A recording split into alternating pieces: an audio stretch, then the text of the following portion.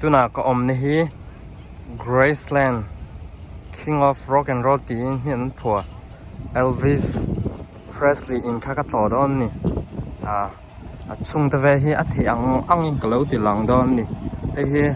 luôn gate anh ta hi thì mà ama chén in anh nè in đi tắc sinh bao hiện chân em mà em做住什么in hi museum bằng như anh đã ta tụm hắn lùa lọt tàu lầu ta so welcome to Graceland, the home of Elvis Presley. Thì ziak ta hun vel ta bao hi fel fai khop me sinh bao hi có chung le ram dang trong te le stay dang trong te hemi tlo tu sim hi an local ta cái mà bo chung vel le thì ang cái lối ti lang don ni om nam hun hi Tennessee State Memphis om ni lai Elvis Presley that lak ten tar ta abo ruak te vel voin chu tiang em mà lum lo ta hanu tok chia he anu khop me Memphis shim hi chu khopui nang khopui lian em ani suang lo ma se Memphis shim hi khopui hlui dau ni ta chu wangi tlo tu po hen tam ta solai so achung kan lu do na solai so ticket ta vel an nei don ni helai hi gift shop ani ta hey nikina kan lut vele don ni tu na ticket he kala le lo ta ticket le tu ri chung la ma ha ka lut phat don ni voin hin thor chan nia ma se mi po han tam tho weekend pay zong ye weekend kha ke ma kha tira local tu ma se online trang ye ticket kha full vector weekend hi chu advancing kan book lo zong ye kan chang lo ang ani me chung hi ka valut phat don ni chung ni ta solai so ticket kan le nam hun tur kha ni ta chung restaurant le dor te po om tho ta lai ticket kan le don ni zang ni don en phatila ui tling ni somnga ni me yang chu ni do na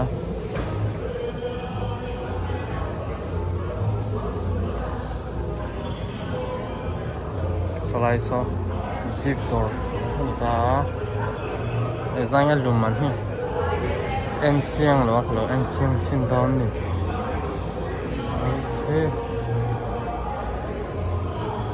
alang the lo ka ba zot chin don ni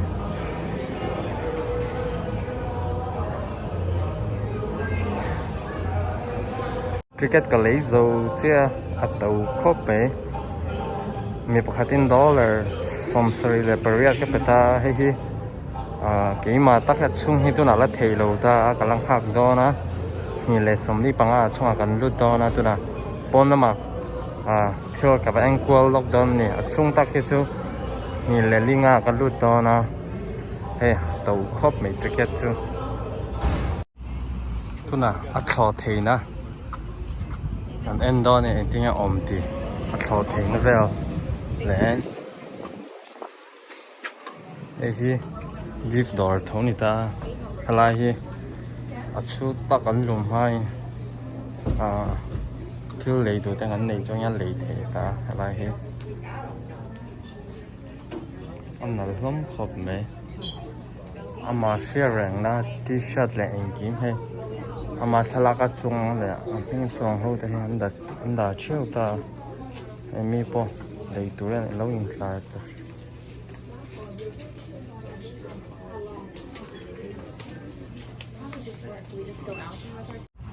gift door tang kha kalo chok chia tu na Elvis Presley thlo theina kan endon ni hi adam laya chuan thin thlo theina kha ni ta so Lisa Marie ani ta so nu point ming nge ali ang khop le hi ala threng a ma se tiếng hi museum ang yan data hay an chuang to lo ni mi pui pu thei tu re tiếng yan da to ni hay tha ten là sup sup me mi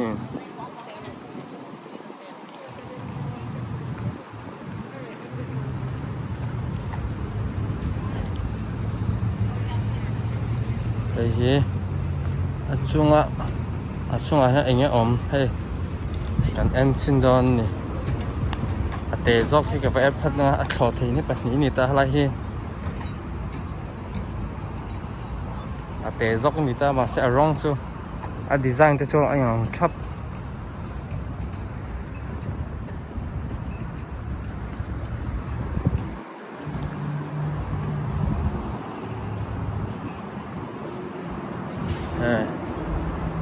em thấy tụi mình tiếng Hàn đã ta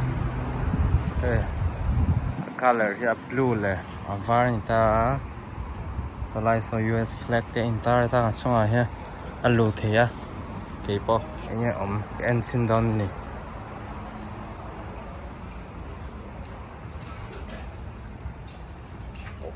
anh nói gì vậy lại so ama chung train kan ta chung hi chal lu thei lo ta lai hi mi zang thu thei pakhat pan hi pathum pali panga paruk pasari paria pakwa family thlo theina te ang chi ni me he lai hi pai lo ho thuna train kan ta ha an nal khop me ka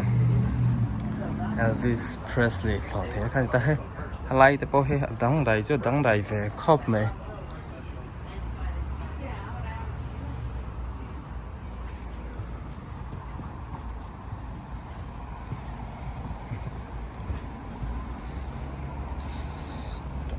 ala alian po ha chunga ka velu chin don ni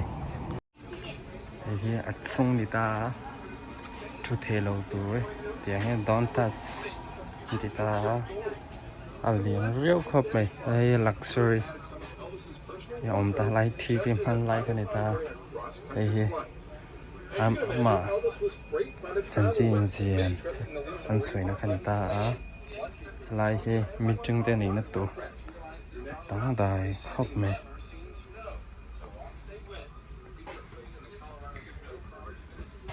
he chung pak ni tha in ai pa nuam zok ni a tang dai khop me lai hi chuna li le ta TV hi chu khoya po om vek ni he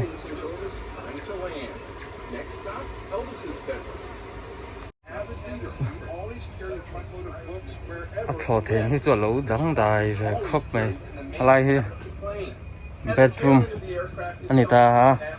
amu na thin ni ta thlo then chunga hi amu thin ni a dang dai khop me nal chu nal nak tok so lai so in thian ani ta in thian hi chu luan phal to lo ni hi a dang dai chu dang dai ve khop me mình thông cho nói là cái sập lệ đó anh nè tức là cái lầu chuột chia bỏ làm mình thông cái lần đại đi để bỏ liền bỏ hết cái lầu tiền là anh nè ở trong hiện nòng về ta mà sẽ cho thấy nó ba ngày ai hình kim anh design ta nè mà private tụ ta người ta anh nở chỗ nở khop mấy mi bỏ anh local zel ta mà ni ram cho nong yi kan en va cái này hay hi Elvis Presley phone anh đã nằm hôn nên nhé